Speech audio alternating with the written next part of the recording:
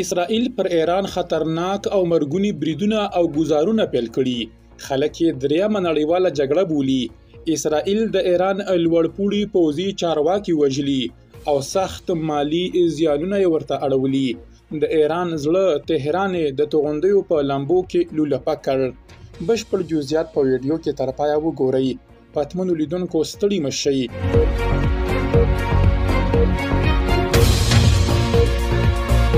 د ایران سپاه پاسداران اړوند تصنیم دولتي خبري رسنۍ دغه پوځي بنسټ د خاتم الانبیا مهمې پوځي څانګې د یو بل مهم قومندان غلام علي رشید وژل کېدل هم منلي دي.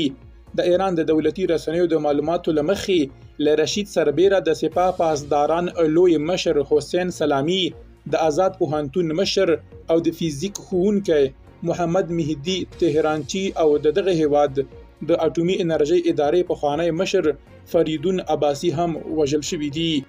د اسرائیل تر بریدونو وروسته د ایران لوی مشر علي خامنه‌ای ټینګار کړی چې د ایران وسلوال ځواکونه اسرائیل نه پریږدي او په ټول ځواک سره به ځواب ورکړي.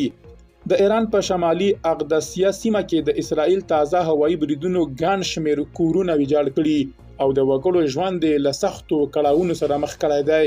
په خواله رسنیو کې په خپرو شوو ویډیوګانو کې د دغو بریدونو د پراخې ویجاړۍ څرکونه ښکاري. دغه بریدونه د ښار په دغه استوګنیزه ګڼه ګوڼه سیمه کې د ولسي وګړو د زیانونو ډېرېدو اندېښنې راپارولې دي. په ویډیو کې ښکاري چې د کورونو جوړښتونه په سختۍ وران شوي او د استوګنې دغه ګڼه ګوڼه سیمه یې په پراخه کچه زیانمنه کړې ده. دغو بریدونو د وګړو ورځنی ژوند له سختو ستونزو سره مخ کړی دی. اقدسیه د تهران یوه فعاله او ګڼمېشته سیمه ده چې دغه ډول بریدونو د دغې سیمې د اوسیدونکو اندېښنې لا پسې ډېرې کړې دي.